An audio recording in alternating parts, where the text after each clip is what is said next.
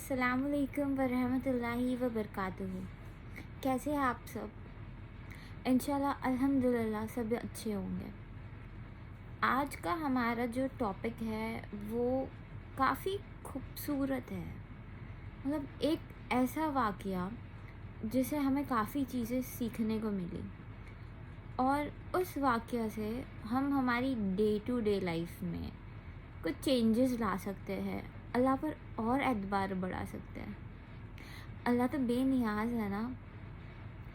अल्लाह की मोहब्बत हमारे लिए जो है वो हम कभी फिगर आउट कर ही नहीं सकते कि अल्लाह हमसे कितना प्यार करता है।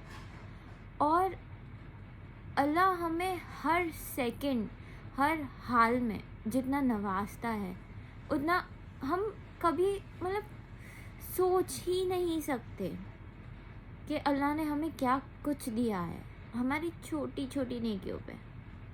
और हमारा जो यकीन है अल्लाह में वो हमें और स्ट्रॉन्ग करना चाहिए। सो हम स्टार्ट करते हैं आज का जो टॉपिक है। आज का टॉपिक जो है वो है इमाम अहमद।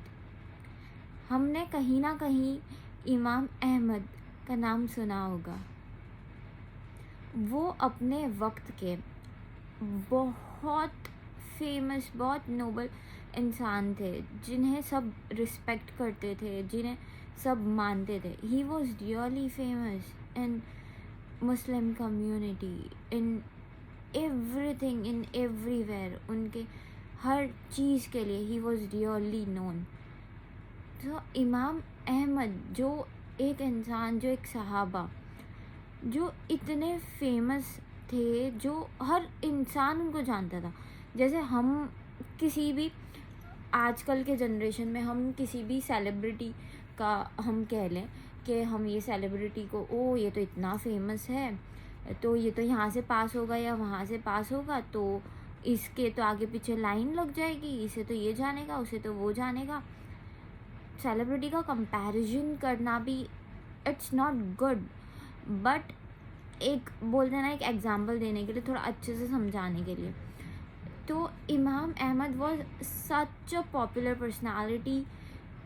एंड जब वो उनके स्टूडेंट्स उनके हलाका में जब वो विज़िट करते थे, मतलब जब वो लोगों को देखने के लिए कि कैसे कौम कैसे कर रही है, लोग कैसे रह रहे हैं, एवरीथिंग इज़ इन गुड और नॉट सिचुएशंस देखने के लिए जब वो बाहर जाते थे, तो सीधी सी बात है वो मतलब अपना फेस तो ओपन रख कर जा नहीं सकते, वरना लोग उनको पहचान लेंगे और उन्हें सारा सब कुछ पता नहीं चलेगा क्या चल रहा है क्या नहीं चल रहा।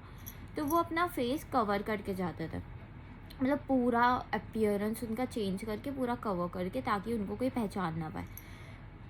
तो ऐसे ही एक शाम को वो सीरिया की ओर रवाना हुए, पूरा खुद को ऐसे कवर करके कि उन्हें कोई पहचाने नहीं। और वहाँ सीरिया वो रवाना हुए तो रास्ते में, मतलब शाम को रवाना हुए तो रात हो गई और वो थक चुके थे। तो उन्होंने सोचा कि एक मस्जिद आई रास्ते में, तो उन्होंने सोचा वहाँ सो जाता हूँ और वहाँ रेस्ट कर लेता हूँ, फिर आगे का सफ़र सुबह में शुरू करूँगा। तो जब वो मस्जिद में गए सोने के लिए, रेस्ट करने के लिए, तो वहाँ पर जो वॉचमैन था उन्होंने इमाम अहमद को वहाँ से निकालने का बोला। मतलब ही वॉज लाइक के मस्जिद बंद हो चुकी है, अब तुम यहाँ नहीं सो सकते हो, तुम यहाँ से जाओ। इमाम अहमद को, the one who was already known, the one who had power, the one who had name, जिसके पास सब कुछ था, उस इंसान को अल्लाह के घर में जगह नहीं दी। मस्जिद में से उन्हें बोला गया कि you have to go from here. सोचने वाली बात है, अल्लाह के घर में अल्लाह का सहाबा, उन्हें मना किया गया।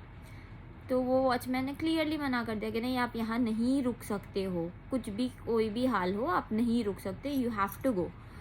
तो फिर वहाँ से उन्होंने मस्जिद की सीढ़ियों पर जाकर वो सो गए। तो वहाँ से इमाम अहमद के पैर पकड़कर وہ واچ مین نے انہیں گھسیٹتے ہوئے روڈ پر لا کر چھوڑ دیا امام احمد کے. وہ اف کر کے اسے کچھ نہیں بولے. وہ وہاں پر جہاں چھوڑ دیا تو وہاں پر ایک بیکر پاس ہو رہا ہوگا, تو اس نے دیکھا کہ ایسا کچھ ہو رہا ہے. تو وہ بیکری والے انسان نے, وہ بیکر نے امام احمد کو کہا کہ تم اگر چاہو تو ایک رات میری بیکری میں پناہ لے سکتے ہو, مطلب ٹھہر سکتے ہو, رک سکتے ہو. تو امام احمد تو خوش ہو گئے کہ یہ تو بھلا انسان لگتا ہے, اور وہ اس کے ساتھ چلے گئے. اور جب وہ اس کے ساتھ گئے تو اس نے انہیں جگہ دے دی, اور وہ آرام کر رہے تھے, اور وہ بیکر کو دیکھ رہے تھے, نوٹس کر رہے تھے کہ کیا کر رہا ہے. تو وہ ڈو بنا رہا تھا. ڈو مطلب آٹا گوندھ رہا تھا, بریڈ کا یا ٹوسٹ کا, کچھ بھی چیز کا, بیکری پروڈکٹ کا آٹا گوندھ رہا تھا وہ. اور وہ آٹا گوندھتے گوندھتے اللہ کا ذکر کر رہا تھا, بار بار, مطلب کنٹینیو ذکر. اللہ کا ذکر ایسے کر رہا تھا نا وہ کہ رک ہی نہیں رہا تھا, کنٹینیو ذکر. اینڈ اٹ واز لائک سبحان اللہ, الحمد للہ, لا الہ الا اللہ, اللہ اکبر, on a continued note. سبحان اللہ, الحمد للہ, لا الہ, اللہ اکبر. یہ on a continued note سننا, انسان اپنے کام میں مشغول ہے اور وہ کنٹینیو اللہ کو یاد کر رہا ہے, کنٹینیو. یہ سارے الفاظ, ان کا معنی, سبحان اللہ, کیا معنی ہے ان الفاظوں کا. اور وہ بار بار بار بار یہ الفاظ بول رہے ہیں, اور امام احمد اسے بیٹھ کے سن رہے ہیں, اور ہی از شاک کہ وہ کنٹینیو یہ ساری ورڈز, یہ تسبیح پڑھے جا رہا ہے, پڑھے جا رہا ہے, پڑھے جا رہا ہے, نہ رک رہا ہے, نہ تھک رہا ہے, بس اپنے کام میں مشغول ہے اور پڑھے جا رہا ہے. تو انہوں نے اسے سوال کیا, تم یہ تسبیح کسی چیز کو حاصل کرنے کے لیے پڑھ رہے ہو, تمہاری کوئی حاجت ہے, یا یہ تسبیح کیوں پڑھ رہے ہو؟ تو وہ بیکر نے جواب دیا, کیوں پڑھ رہے ہو اس کا تو مجھے نہیں پتہ, اور نہ ہی میری کوئی حاجت ہے.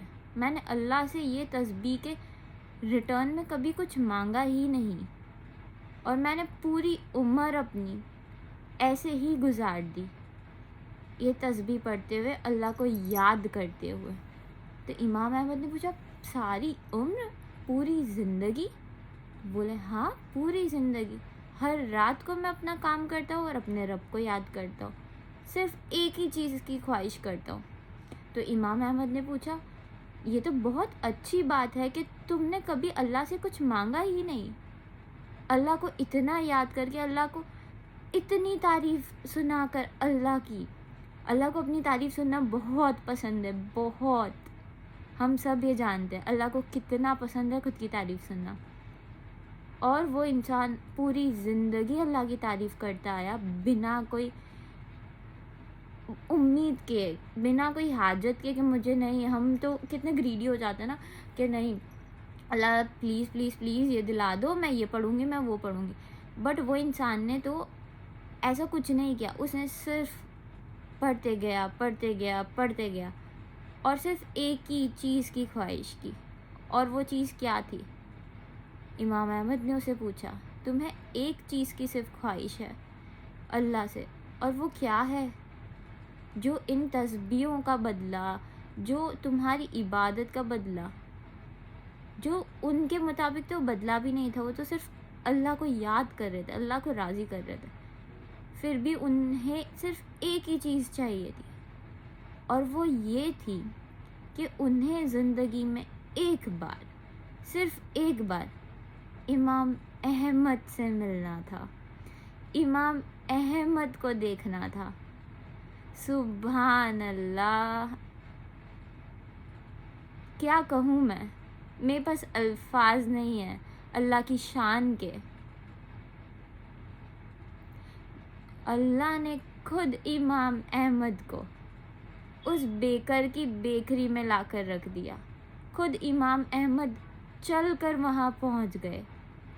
امام احمد خود شوق تھے اللہ کی قدرت کے آگے، اللہ کے نظام کے آگے، کہ اس انسان نے، اس بیکر نے اتنے شدت، اتنے دل سے اللہ کی تعریف کی، اللہ کو ایسے راضی کیا کہ اللہ نے اس کی ایک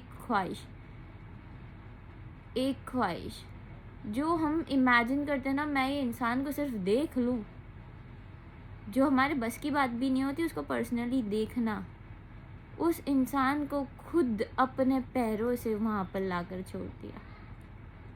کتنی بڑی بات ہو گئی نا یہ. تو جیسے وہ بیکر کا عقیدہ کبھی نہیں ٹوٹا، اس نے اللہ کو راضی کرنے کے لیے اپنی پوری زندگی لگائی. کیا ہم ہماری پوری زندگی لگاتے ہیں؟ ہم ہمارا پورا دن لگاتے ہیں اللہ کو راضی کرنے کے لیے، یا 1 گھنٹہ دن کا 5 وقت کی نماز؟ کبھی کبھی ہم یہ چیز کرنے میں بھی فیل ہو جاتے ہیں، ہوتے ہیں نا، میں بھی ہوتی ہوں، ہم سب ہوتے ہیں. تو ہمیں یہ قصہ سن کر ہمارا یقین، ہمارا سب کچھ، ہمارا اللہ، اس کو راضی کرنے کے لیے پاگلوں کی طرح پیچھے لگ جانا چاہیے نا. بس زندگی کا ایک مقصد بنا لینا چاہیے کہ میرا اللہ مجھ سے راضی ہو جائے، اور کوئی زندگی کا کچھ مقصد نہیں ہونا چاہیے، صرف اور صرف اللہ راضی ہو جائے. اللہ راضی ہے تو سب کچھ راضی ہے. مجھے تو جنت کی بڑی طلب ہے، اور میں چاہتی ہوں جنت میں میرے امی ابو، میرے بڑے پاپا، بڑے ممی، دادا دادی، نانا نانی، بھائی بہن، میرا پورا خاندان، میرے دوست، آپ لوگ جو میرے ساتھ جڑے ہیں، ہم سب لوگ جنت میں ساتھ ہو. کتنی خوبصورت ہوگی وہ دنیا کہ ہم سب جنت میں ساتھ ہیں. تو ہمیں یہی چیز پر قائم ہونا ہے کہ ہمارا یقین اللہ ہمیں وہ چیز دے گا ہی جو ہمارے حق میں بہتر ہے. اللہ کبھی ہمیں ایسے ڈس اپوائنٹ نہیں چھوڑے گا. اگر وہ چیز ہمارے بہتری کے لیے ہے تو ہمیں ملے گی ہی. میں نے آج اپنے شوہر کے لیے دعا کی، حق اللہ میں نے کی، میں ایگزامپل بھی دے رہی ہوں، اور وہ چیز میں نے کی. میں نے اپنے شوہر کے لیے جب دعا کی، میرے لیے میرے شوہر سے بڑھ کے شاید ہی کچھ ہے یہ دنیا میں، پر جب میں نے اپنے شوہر کے لیے آج دعا کی تو ہم نے یہی دعا کی کہ میرے حق میں جو بہتر ہو اللہ وہ دینا. آج وہ میرے حق میں بہتر ہے تو اللہ نے مجھے ترنت نواز دیا. اگر نہیں ہوگا تو تھوڑے وقت کے بعد نوازیں گے، صحیح وقت پر دیں گے. اور اگر وہ صحیح وقت اور وہ چیز میرے لیے صحیح نہیں ہے تو اس کا اجر مجھے آخرت میں ملے گا. کبھی بھی کوئی دعا رد نہیں ہوگی. اور اللہ پر اس یقین سے یقین کرو کہ اللہ دے گا ہی، کیونکہ سب کچھ اللہ ہی کے ہاتھ میں ہے. تو اللہ کیوں ہمیں ڈس اپوائنٹ کرے گا. سو اس یقین سے دعا کرو کہ اللہ ہمیں ضرور دے گا ہم جو مانگیں گے، اور اس یقین سے عبادت کرو کہ اللہ راضی ہو جائے، اللہ بہت خوش ہو جائے ہماری عبادتوں سے، ہم سے. اور اب تو رمضان بھی آ رہے ہیں، رمضان کو بس 40 ڈیز باقی ہے، شب معراج آنے کو ہے، اتنے بڑے دن آ رہے ہیں. تو پھر اللہ کو اور ہمیں بولنا چاہیے نا. میرے پاس تو لسٹ ہے پوری دعاؤں کا، میں تو چھوٹی چھوٹی بات میرے اللہ سے مانگتی ہوں، اور الحمدللہ میرا اللہ مجھے وہ دیتا بھی ہے. تو ہم سب کو اللہ کو دوست بنانا چاہیے، ہر بات اللہ کو بتانی چاہیے، اور اللہ سے ہر چیز مانگنی چاہیے. اللہ ہر چیز کا قادر ہے، اللہ ہمیں وہ ہر چیز سے نوازے گا جو ہمارے لیے بہتر ہے. سو ہمارا یقین ہمارے اللہ میں بہت زیادہ ہونا چاہیے، بہت زیادہ. اور ہمیں اس صبر سے کام لینا ہے کہ نہیں، میں صبر کروں گی یا میں صبر کروں گا، میرا اللہ مجھے وہ چیز دے گا ہی. میری نیت صاف ہے تو میرا اللہ مجھے کبھی ڈس اپوائنٹ نہیں کرے گا. اور مل جانے کے بعد ہمیں اسی اللہ کا شکر ادا کرنا ہے. 2 ہی چیز پہ تو قائم ہے زندگی، صبر اور شکر.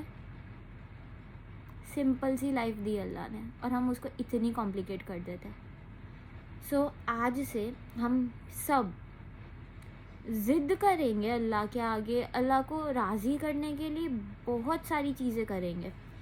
جو ہم لوگوں کو راضی کرنے کے لیے، امپریس کرنے کے لیے بہت کچھ کرتے تو اللہ کو راضی کرنے کے لیے ہم روز 2 رکعت نفل زیادہ پڑھیں گے، 1 تسبیح زیادہ تلاوت کریں گے، 1 یاسین زیادہ پڑھیں گے، کچھ ایک چیز زیادہ کریں گے. روز کی ڈیلی 5 نمازوں میں، روز کے ڈیلی کچھ چھوٹی چھوٹی عبادتوں میں ایک چیز بڑھا دیں گے آج سے، اور ہم ہمارے اللہ کو راضی کرنے میں جٹ جائیں گے انشاءاللہ. السلام علیکم ورحمۃ اللہ وبرکاتہ.